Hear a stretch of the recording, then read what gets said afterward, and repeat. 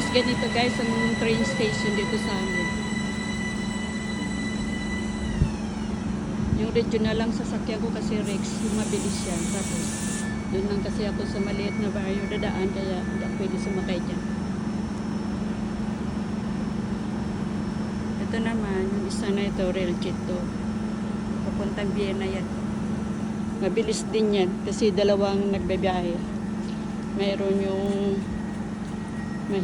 mabagal lang yung normal na regional train. Tapos may Railjet. Yung Railjet kasi mabilis. Tsaka medyo mahal ang ticket dyan. Pero kung dito lang kami pupunta sa mga maliliit na bayan, pwede rin kami sumakay dyan. Basta meron ka lang 1-year ticket ng buong Vorarlberg. Ayan, pwede ka dyan sumakay.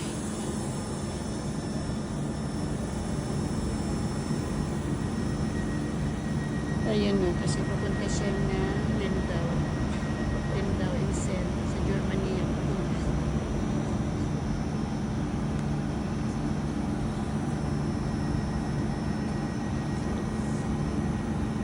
Kaya ito, maghintay-hintay muna ako dito. Mga ano pa, mga 15 minutes pa. Padating na yung train ko na regional.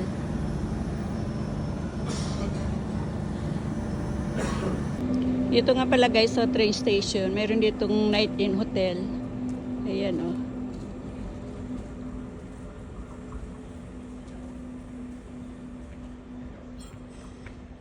Babasa ba?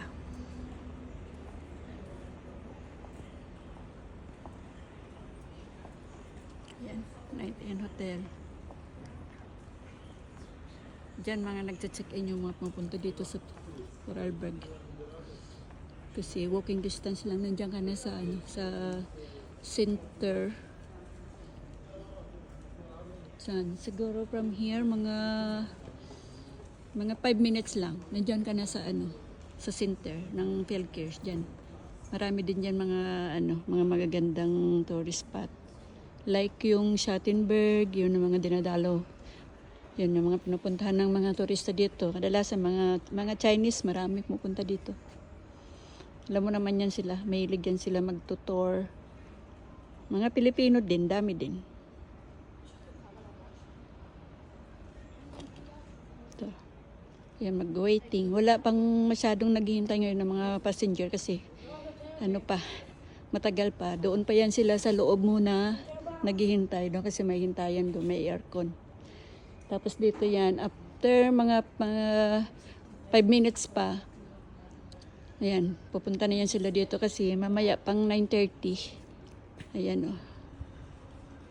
Ano pa lang, 20. So may 10 minutes pa. Maya unti-unti na yan sila magpuntahan dyan. So ganito guys ang train station dito sa Feldkirch, Vorarlberg, Austria. Maliit lang na bayan ang Feldkirch.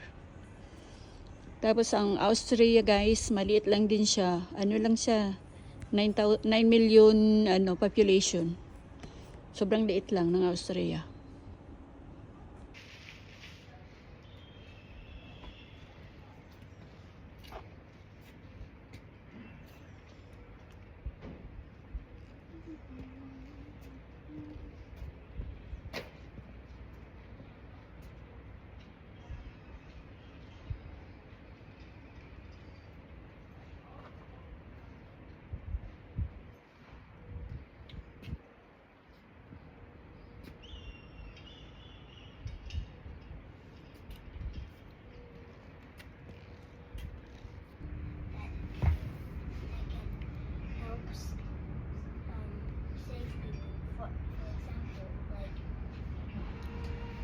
Zug nach Bregenz-Hafen.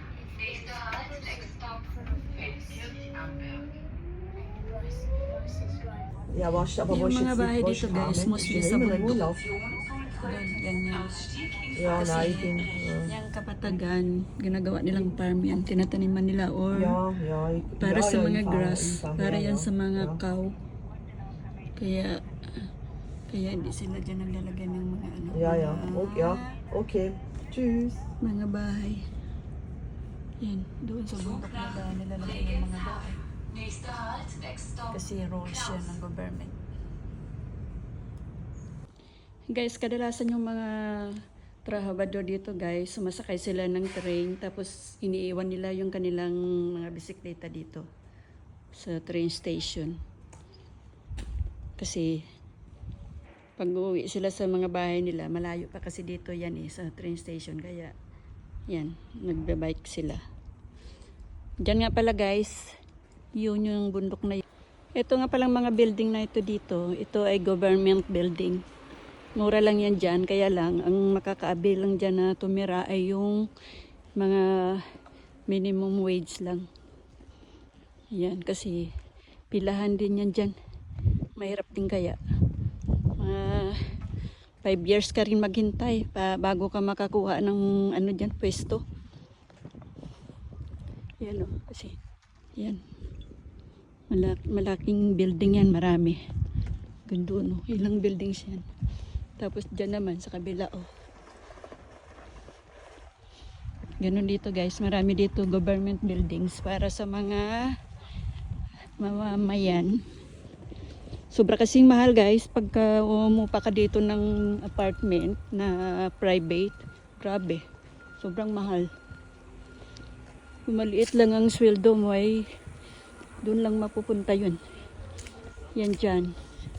Yan o, yung mga building yan. Kadalasan mga foreigner nakatira dyan.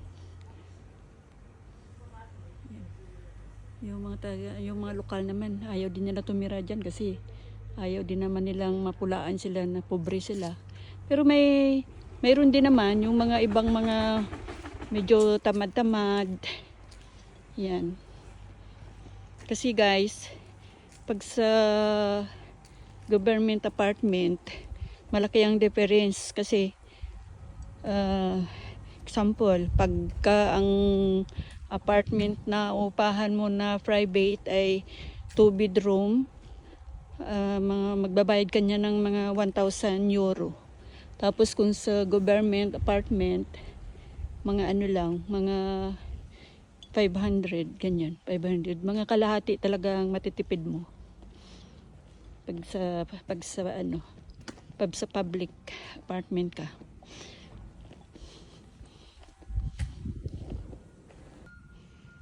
Ang ganda ng gumamila na to.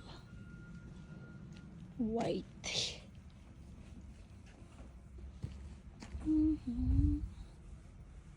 Daming bunga ng pears nila.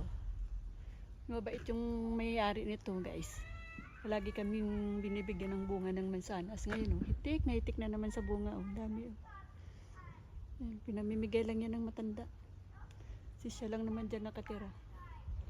Tapos ito, yan yung kanyang brumbere. Yan. Binibigay din yan palagi. Yan binibigyan yung aking sister. Yan dyan. Na-harvest niya na. Na marami nang nagawang bromberry jam yung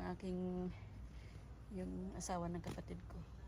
Pero marami pa rin bunga pala, mga hilaw pa. Yan. Dami-dami ng bunga nito. Yan.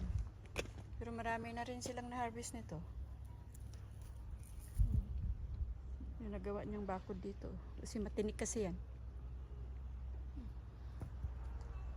Ayan guys, yung public apartment ilang building yan dyan 1, 2, 3, 4, 5 buildings hanggang dun sa likod.